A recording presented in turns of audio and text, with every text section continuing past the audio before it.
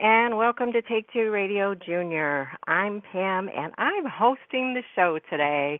No, Drea. She gets to go out and have fun with her family, and I hope she is having fun. She deserves one day off. That's all she's getting this year. I'm only kidding, Drea. If you're listening, you can have more than one day off. It's okay. It's summertime. It's time to have fun. So I hope you are. Excuse me.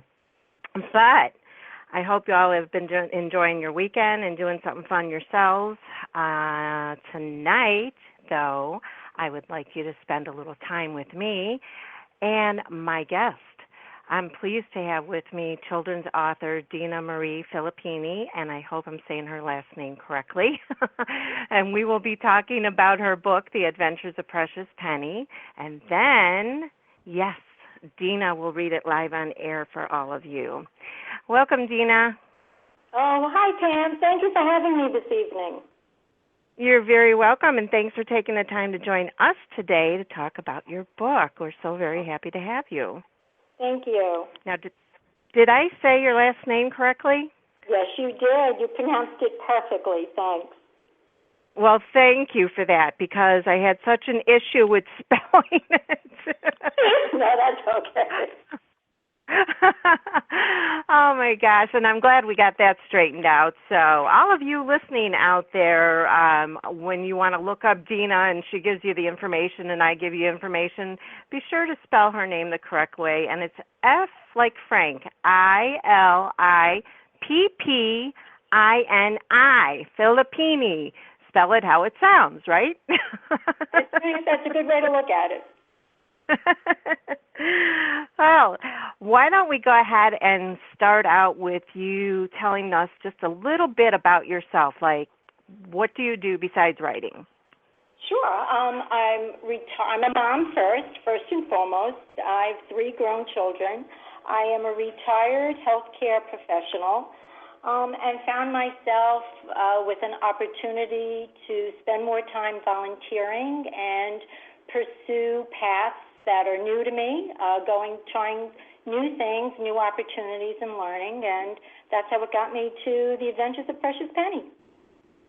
Wow, that's amazing. And with having 3 grown children, you know, you've had your family time, you've had the children time when they're little, and you know what they like. So I'm sure that was a little bit easier for you to start writing this book, right? Oh, yeah. I had a very good audience who was very supportive, but also kept me focused and was free with the criticism when they needed to be. So That's good. I mean, you have to know what's working and what's not working, and even if you think it is, somebody else might not think it. So, but, you know, you kind of put it all together. That's true. Now, have you always wanted to write, or is this something just, well, you said it was like a new adventure, but was there anything in the back of your head all these years? No, I think for the start, the idea came. It was, picked up my share of pennies, just filed it away, thought about different ideas and so on and so forth, and having an opportunity to have some time and go down a different path, I decided to let me take those thoughts to paper, and that's how the process began. Well, I know as a child, I got to ask you if you did the same thing when you were younger. Growing up, when I saw a penny with the head side up, I would pick it up, and if not, then I didn't pick it up because I was told that was bad luck. Have you done that before, or have you heard that before? Yes, as a matter of fact, when I see it tails up, I turn it around. So the next person will find it heads up. So I wind up touching the penny anyway, but if it tails, I flip it. So whoever finds it next will find a heads up penny. You know, that is great. That's wonderful. I never thought of doing that. And so listeners out there, if you do see it and you don't want to pick it up because it's tail side up, flip it for the next person. Pass it on forward. You know, that's great. I love that. Now, what inspired you exactly to write about a penny? with the kids and over the years, I would find coins in just like bizarre places. And I would always say, I'd put them in a particular bank that we had on the shelf in the laundry room. And every once in a while I'm like, now, how did that get there? Where did this come from? What's it doing over here? And, thought just stuck in my head, and I decided to, hey, let's run with this a little bit and let's see where we can take it. And that's how it started. That's great. I know, because we all have things in our head, but a lot of us don't think to put them down in a story like that. So I think you were meant to do this. Thank you. You're very welcome. Now, did the title of the book come first and then the story, or was it the other way around? I think the character came first. To me, she came, I wanted her with a big pink bow. I had her name, and then as the story unfolded, I then just stuck with the adventures of Precious Penny. But I think from the very beginning, I named her, and I just referred to her as that. So I figured she definitely needed to be in the title somewhere, and then... Yeah. I understand that. That's good. Now, I read the preview of your book on Amazon, and I'm really excited for you to read it, out loud for the kids that are listening right now. So why don't you go ahead and read it for them, please? Absolutely. Okay, The Adventures of Precious Penny. Precious Penny was very excited. She had just been told that she'd been the special coin selected to speak at this year's annual meeting of coins and bills. As the big clock in the bank chimed 7 times, everyone found their seats. Welcome, everyone, to the annual meeting of coins and bills, said Dollar Danny. It's my great honor to introduce Precious Penny, who will be our speaker for today. Precious Penny stepped up to the podium as the other coins and bills applauded. The adventure stories were the best part of the meeting, and everyone was thrilled that Precious Penny had been selected to share her story. Precious Penny cleared her throat as she looked around the room and then began to speak. My 49 cousins and I were all given to the owner of a candy store, she said. The store's name was Nothing But Sweets, and all it sold was candy. Precious Penny sat with her cousins in the candy store's cash register all morning long. That afternoon, a little redhead girl named Betsy came in to buy candy. I remember that Betsy purchased 1 yellow lollipop, 1 red lollipop, 1 green lollipop, and 1 purple lollipop. She handed the owner a nickel, and all of a sudden, I was lifted out of the cash register and given to Betsy as change. She just stuffed me into her sneaker, and off we skipped to the park with her mom and bag of treats. Betsy played with her friends and shared her candy with them. We had so much fun riding on the swings and playing tag. I stayed in Betsy's sneaker the whole time, even while she played in the sandbox. When it was time to go home, Betsy's mom lifted Betsy out of the sandbox and sat her on the bench to wipe off all the sand. When she removed Betsy's sneakers to shake away the sand, I had no idea what was happening. All of a sudden, I fell out of Betsy's sneaker and landed in the tall grass near a park bench.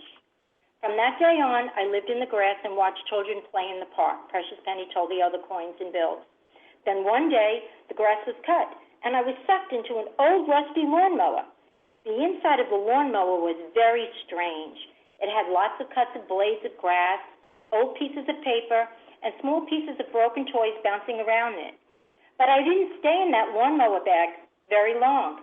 That very afternoon, I was dumped into a lot on Main Street and thrown into a big pile of mulch. I lived in the mulch for almost 2 weeks until there was a heavy rainstorm. It rained so hard that the lot was flooded with puddles. I rolled away and landed in the biggest puddle of all, she explained.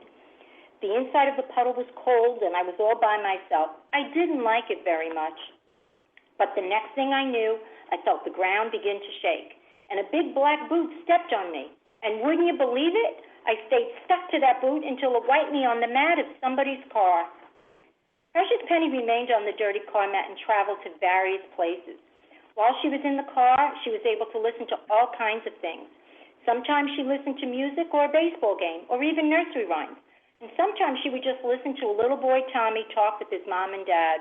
Her favorite time of the day was when Tommy sang along with nursery rhymes.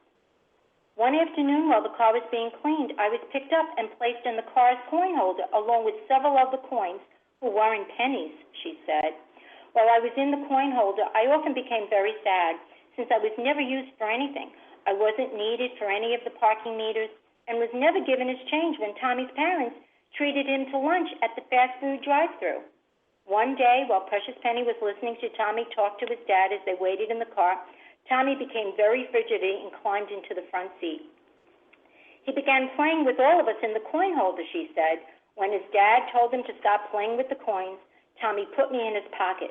His pocket was very dark and warm. I came to like going places with Tommy. He took me along for walks with his mom and dad. We went to the movies, and sometimes we would run around in his backyard. I even got to go to school with Tommy. I loved listening to the children laugh and play and miss their voices during nap time.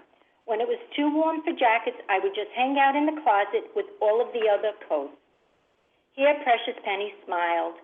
All that changed the day Tommy squirted his juice box on his coat. The morning had started like a typical autumn day. Tommy had worn his coat to school, and Precious Penny stayed in his pocket, waiting in the same cubby where he hung his coat up every day. But this day was special, because the children were going to have their snacks outside. Precious Penny started to giggle. Tommy just squeezed his juice box a little too tightly and squirted grape juice all over his coat. When he came home, his mom took off his dirty coat and put it in the washing machine without checking the pockets, she added. Being in the washing machine was amazing. There were suds and bubbles everywhere, and the spin cycle was so fast that it was like being on an amusement park ride. When the cycle stopped, I fell out of Tommy's coat pocket and landed on the bottom of the washing machine. After all the wet clothes were taken out, I was picked up and put in a big blue and white piggy bank sitting on the top shelf in the laundry room. For the rest of the year, Precious Penny met many other coins who were added to the piggy bank. She made friends with Quincy Quarter, Davy Dime, and Nicky Nickel. One afternoon while I was sitting by myself listening to all the other coins talk, I met Harry Half Dollar, she said. They quickly became friends, and Harry told Precious Penny that she can call him by his nickname, 50 Cents. 50 Cents told me he could never leave the piggy bank since he was too big to pass through the hole at the bottom. Still, he told us that we shouldn't be sad because one day someone would empty the piggy bank and bring us back to the bank.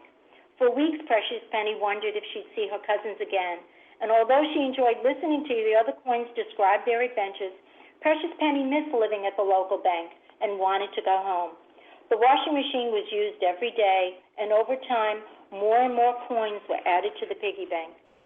We were all enjoying a quiet afternoon listening to the soft hum of a dryer when all of a sudden we were lifted off the shelf and carried away, she said. Before any of us could prepare ourselves, the piggy bank was turned upside down. We all rolled around inside the bank, and as we were being shaken through the bottom, we all shouted our goodbyes to Harry as we fell out. One by one, the coins were picked up and placed in a bag. Soon they all left the house with Tommy's mom. Precious Penny and the other coins now became very excited. They remembered what Harry had told them about someday going back to the bank. Precious Penny was particularly excited at this. She couldn't wait to see if any of her cousins had already come home. As the bag was emptied into the coin machine, Precious Penny happily rolled through the coin counter. She couldn't wait to introduce her friends to their new family. Taking a deep breath, Precious Penny stepped away from the podium, and everyone began to clap and cheer. She saw many of her cousins waving to her from their seats and couldn't wait to hear all about their exciting stories. Precious Penny was home. She was very happy to be there, but knew it would only be a matter of time before her next adventure. The end. Wow. I can't even tell you how much I just love that book, and I cannot for the life of me believe that is, I can't believe this is your first book. Honestly. No, it oh is. My I gosh. mean it. I mean, that was amazing. I loved it. It was such a sweet book. It made me smile. It made me go, aw, inside, because I didn't want to say it out loud while you were reading. And I love that you made the coins like people. Oh, thanks. You're very welcome. Thank you. Now, I have to ask about the illustrations in the book. How did that come about? Did you do those, or did you have somebody else? No, the process that I went through with self-publishing, I was given a catalog of different children book illustrators, and I spent time going through their portfolio, and I came across an individual. I liked the way he demonstrated the characters. I liked the expressions that he used on the individuals, and I selected him to work with me, and we worked closely. Believe it or not, everything was online, but I knew what I kind of wanted the characters to look like, and it would be me describing it, and then I would get the storyboard back, and there all of a sudden was Harry, with his beard and his glasses, and there was the big pink bow that I described about to be on Penny, and how Quincy Corder looked with his glasses, and Davy Dime with his baseball hat on backwards. So it really, I was fortunate that the individual that I had selected, he was able to come through with the characters and give me exactly what I was looking for. Wow. And what emotions ran through you when you saw the book finally done and put together? Mixed. I think I caught my breath when the draft came back to me in final form. I caught my breath, and I'm like, oh my God, that's me on the cover. That's yeah. my name. It was truly a happy experience. I enjoyed it. It was a long process, but holding it in my hand, it was a road well traveled. Just to see the finished product. At that point, I wasn't sure if I cared enough that people would enjoy it or kids would like it. But the fact that it was finished, I said, okay, now we're going to go the next step. So it was very encouraging to actually then see it in hard copy. I have to tell you, it's one of the best children's books that I've ever listened to. I really honestly mean that. I have 4 kids myself, and I now have grandchildren, and so you can imagine how many books I've gone through. So I'm really telling you from my heart, that's one of the best books. Oh, I appreciate that. You're very welcome. Now, do you do any book tours? Do you go to the schools and stuff like that, or any bookstores? I just started the process. The book became available on Amazon back in this past February. It's also available as an e-read. I think that came later on. I made it a point that I wanted to give back, so I made sure in my hometown that every local public library got a copy. I volunteer at a reading program at one of my local schools, and I made sure copies were available for all the kids that participated in the reading program. I just started. I had an opportunity to do a book signing and reading at historic Richmond Town here on Staten Island, and I've done a couple of others thus far. So I'm just, I guess, in the infancy stage or the growth stage, the first part of, okay, now that it's written, now I got to put my feet to the pedal in, promotion and marketing and all of that. So it's a slow process, but I'm getting there. Yeah, it sounds that way. Are you learning as you go as far as promotion and marketing? Oh, absolutely. This is like a new area for me. It's virgin territory, an area that I haven't gone down, especially from the writing perspective. Right.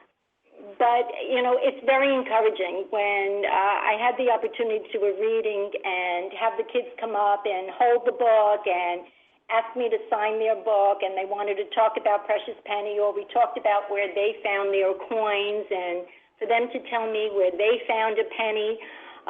It's really been enjoyable. I've enjoyed every minute of it thus far, so I'm not viewing any of this as a chore at all. It's just been a lot of fun, and it's been an experience. I would imagine. I would definitely imagine that. I mean, it's kind of like, in a way, when I started doing my radio shows, like the first time I listened to one of my shows, I'm like, that's me on there? So I know what you mean by that.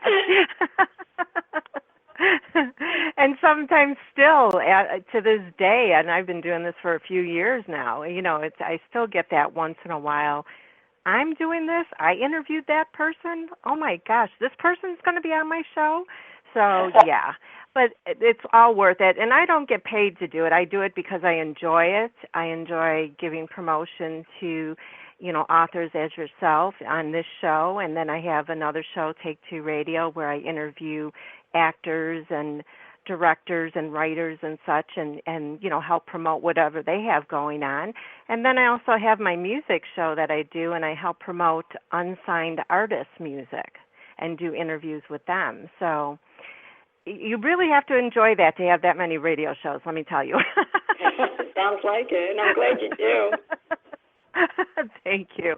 Now, do you have any ideas in your head for another book, or are you going to wait until you kind of settle down from doing this one? I did. I had a couple of other ideas. Their thoughts on paper. Every once in a while, I'll go back to tweak it. But I feel I owe a lot to Penny, Precious Penny, that right. I want to see where this can lead, where this can go. So there are a couple of ideas, and every once in a while when I find a coin, even when amongst friends and family, we laugh and joke about it. I'm like, okay, what are we going to do with this one? And how are you going to write this into the story? So there are some ideas out there, but right now I figured let me focus on Precious Penny. Yeah, that's a good idea. Get this one going, and I think you're going to be very successful with this book. When you do write another book and it's ready to go, you're always welcome back here to read that book as well. Oh, thank you so much. I appreciate that. You're very welcome. Also, why don't you go ahead and share with our listeners where they can find you and the book? You mentioned Amazon, but I believe it's available in other places. Right. There are expanded distribution channels, so you can get it at Barnes & Noble. You can get it in the store, but they do order it for you. You can get it barnesandnoble.com.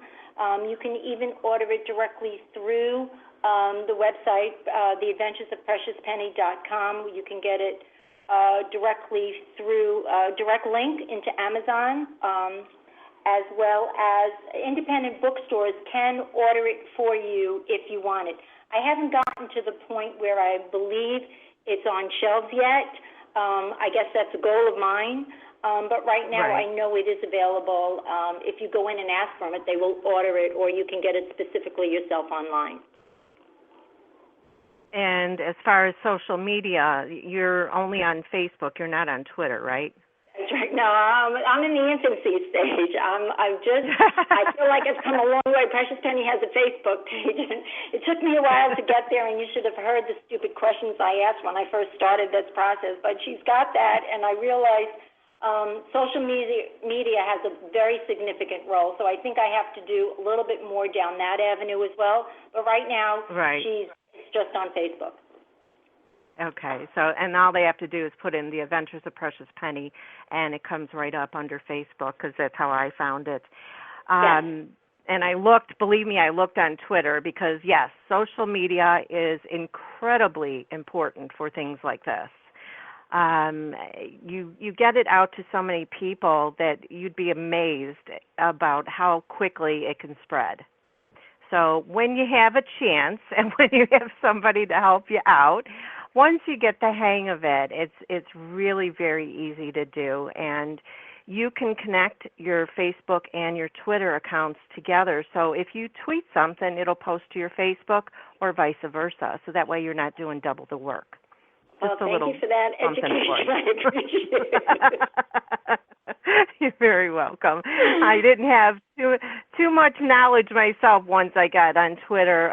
Facebook was a thing that I held off first of all for about maybe 6 months after I joined, and then I finally started getting on there with some friends and figured that out. And then Twitter was the new thing, and got on there, and I thought, what the heck is this? And then everything has to be abbreviated, and because you only have 140 characters to write something.